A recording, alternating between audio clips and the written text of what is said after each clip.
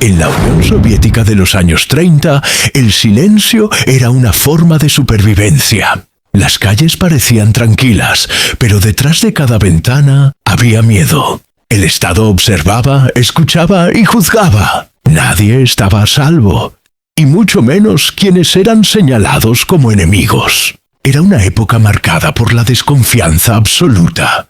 El régimen de Stalin buscaba eliminar cualquier amenaza real o imaginaria. Intelectuales, militares, campesinos y obreros podían convertirse de un día para otro en traidores. Bastaba una acusación, una denuncia anónima o una palabra maldicha. Entre los documentos que sobrevivieron a ese tiempo oscuro, hay fotografías que estremecen. En ellas aparecen niños pequeños, alineados frente a una cámara. No sonríen, sus miradas son serias, confusas, asustadas. No entienden por qué están allí, ni qué significa ese momento. Al observar con atención, algo resulta inquietante. Debajo de cada rostro no hay un nombre, sino un número, un simple código de identificación. Esos niños ya no eran llamados por su nombre. Su identidad había sido reducida a una cifra, como si fueran objetos almacenados. La razón era brutal y sencilla. Sus padres habían sido declarados enemigos del pueblo. En la lógica del régimen, eso convertía automáticamente a los hijos en culpables. La sangre era considerada peligrosa, la familia una amenaza, la inocencia no existía. Así, incluso bebés de 3 o 4 años perdían algo que parecía imposible de arrebatar: su nombre. El apellido familiar se volvía una marca de vergüenza. Para el Estado, borrar ese nombre era una forma de borrar el pasado, de romper cualquier vínculo con quienes habían sido condenados. La separación ocurría sin explicaciones. Un día, hombres con uniformes llegaban a la casa. No levantaban la voz, no daban detalles. Simplemente se llevaban a los padres. Para el niño, era una escena confusa y aterradora. Puertas cerrándose, pasos apresurados, miradas que evitaban despedidas. Nadie decía cuándo volverían. Después venía el segundo golpe. Al poco tiempo, regresaban por los hijos. No importaba si estaban dormidos, jugando o llorando. Eran sacados de su hogar y subidos a camiones junto a otros niños. Muchos pensaban que iban a ver a sus padres. No sabían que ese era el último viaje con su identidad intacta. El trayecto era silencioso.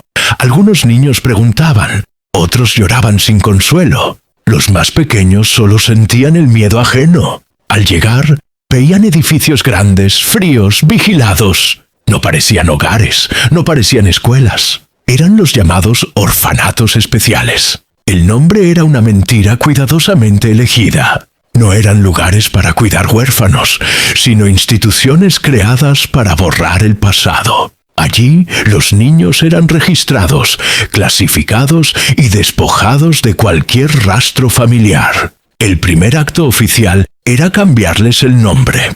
Un funcionario leía una lista. El nombre antiguo quedaba anulado. Se asignaba uno nuevo, o en muchos casos, solo un número. El niño debía aprenderlo rápidamente. Usar el nombre anterior era motivo de castigo. Recordar a los padres también. Con el paso de los días, los niños entendían que el recuerdo era peligroso. Preguntar por mamá o papá traía consecuencias. Llorar por ellos era visto como una debilidad que debía corregirse. El olvido no era opcional. Era una orden del Estado. La vida diaria dentro del orfanato seguía una rutina rígida, casi militar. Los niños se despertaban al amanecer, formaban filas en silencio y repetían consignas que no entendían del todo. El objetivo no era educar, sino moldear, convertirlos en algo nuevo, algo obediente, algo que no hiciera preguntas. El hambre era constante.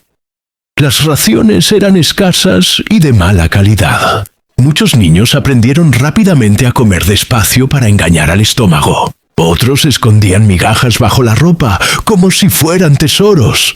El frío tampoco daba tregua, especialmente en invierno, cuando las mantas eran insuficientes y el sueño se convertía en una lucha contra el temblor. Los castigos eran frecuentes y ejemplares. Bastaba mencionar el apellido antiguo, llorar por la noche o negarse a repetir una consigna para recibir golpes, aislamiento o humillaciones públicas. El miedo se convirtió en una herramienta educativa. Aprendían a vigilarse entre ellos, a callar, a sobrevivir. Con el tiempo, algunos niños empezaron a olvidar los rostros de sus padres. No porque quisieran, sino porque el recuerdo dolía demasiado. Otros se aferraban a pequeñas imágenes mentales. Una voz, una canción, un gesto. Esos recuerdos se guardaban en silencio, como secretos prohibidos. A medida que crecían, se les enseñaba una nueva versión de la historia. Les decían que sus padres habían traicionado al país, que el Estado los había salvado de ese error. Repetir esa idea era obligatorio. Creerla, casi inevitable. La culpa se sembraba desde la infancia. Algunos niños comenzaron a sentir vergüenza de su origen, aunque no supieran exactamente cuál era. Sabían que venían de algo impuro, algo que no debía nombrarse. Así, el régimen no solo les quitó a sus padres, sino también el derecho a sentirse inocentes. Al llegar a la adolescencia, el control se volvía aún más estricto. Ya no eran solo niños a los que había que borrarles el pasado, sino futuros adultos que debían ser vigilados. Cada gesto, cada palabra, cada silencio quedaba registrado en informes que nadie les permitía ver.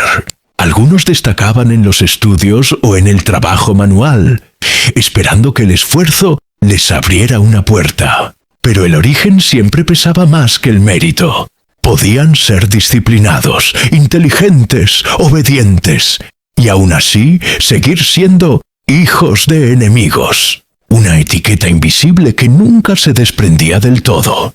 La confianza era un lujo peligroso. Aprendieron pronto que una amistad mal elegida podía convertirse en una denuncia. Una frase dicha en voz baja podía llegar a oídos equivocados. Muchos crecieron sin aprender a confiar en nadie, ni siquiera en sí mismos. Había quienes intentaban reconstruir su historia en secreto. Buscaban pistas en documentos viejos, en rumores, en miradas esquivas de adultos que parecían saber más. Pero cada intento era arriesgado.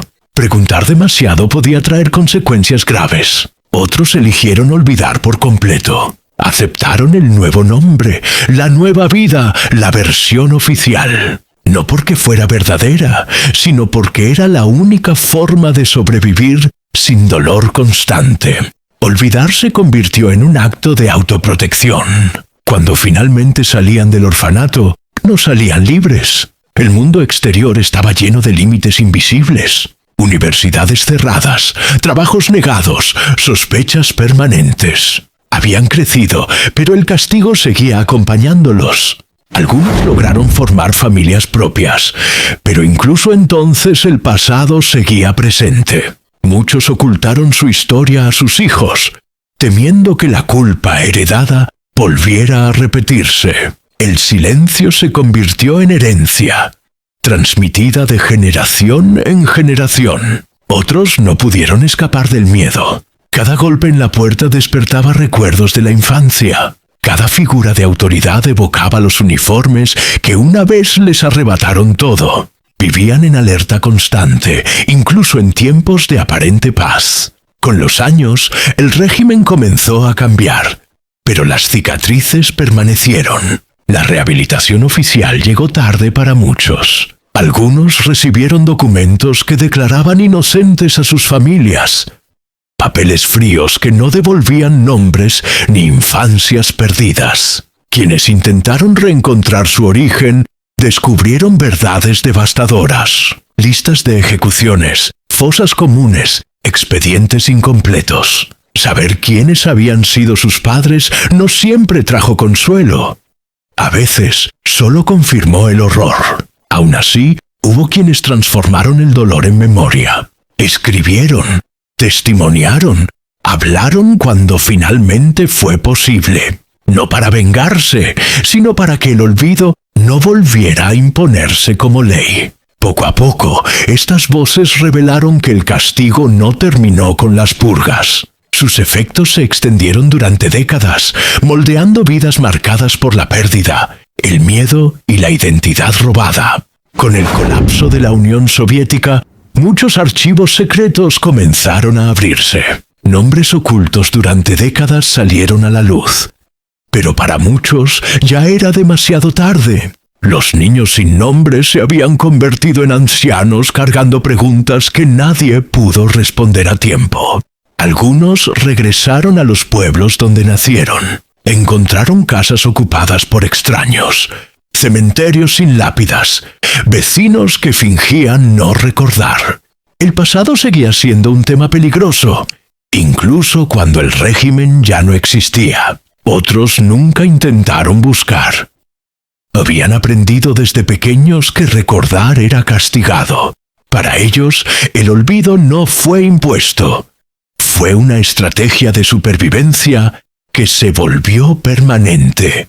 Las fotografías sobrevivientes, como aquella de los niños numerados, se convirtieron en pruebas silenciosas. Rostros serios, miradas vacías, identidades reducidas a cifras. Cada imagen era una historia truncada que el Estado intentó borrar. Historiadores y familiares comenzaron a reconstruir esas vidas fragmentadas. Cada nombre recuperado fue un acto de justicia tardía. Cada testimonio, una victoria contra el silencio que había durado generaciones. El daño, sin embargo, no se limitó a una sola vida. La desconfianza, el miedo y la obediencia ciega se transmitieron como una herencia invisible, moldeando sociedades enteras mucho después de que las purgas terminaran. Estos niños no solo perdieron a sus padres, perdieron el derecho a ser inocentes, a preguntar, a recordar. Fueron obligados a crecer bajo la sombra de una culpa que nunca les perteneció. Su historia demuestra que la violencia de un régimen no termina con las ejecuciones. Continúa en la memoria rota, en las identidades borradas y en las generaciones que crecen aprendiendo a callar. Recordarlos hoy no cambia su destino, pero sí el nuestro. Porque solo al mirar de frente estas historias, se puede evitar que el poder vuelva a decidir quién merece un nombre y quién debe desaparecer.